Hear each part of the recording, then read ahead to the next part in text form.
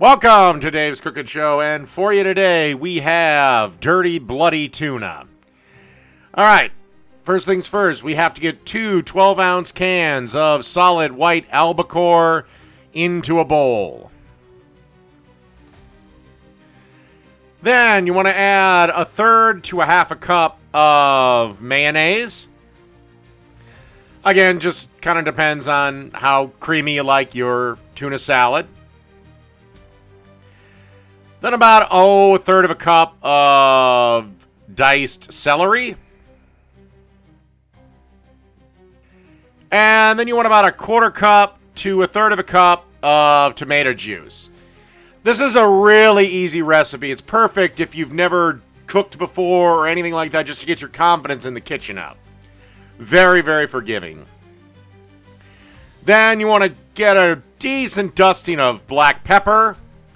Or if you're using the pre-ground stuff, I'd say at least a teaspoon or so. A little bit more.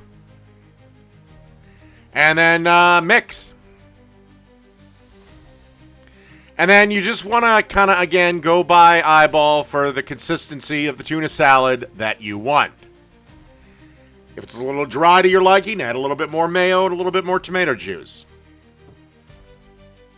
Okay, after giving this a bit of a taste test, I decided to add in some diced pickles and a little bit more of the tomato juice. I'd say I added probably about a tablespoon of diced pickles or relish, whichever one. And give this one final stir around.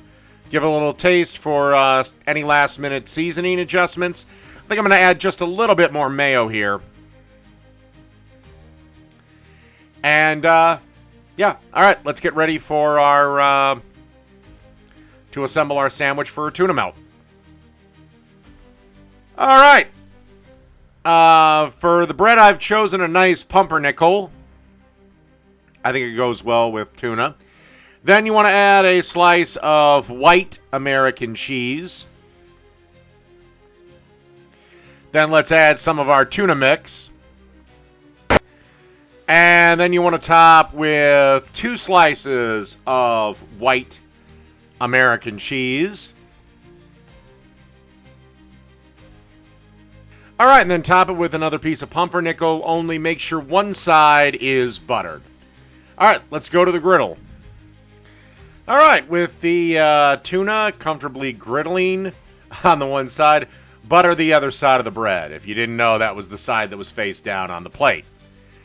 All right, and then just give everything a couple of minutes to, I guess, toast up. All right. After a couple of minutes, give our little sandwich a flip. And then, like I said, just keep toasting the bread till it reaches your desired level of doneness. All right, I'll see you after it's done. All right, last thing we got to do is just cut this sandwich in half and give everyone the pull apart. As you can see, our pumpernickel is nice and toasted. And that's it. A dirty, bloody tuna sandwich. Done.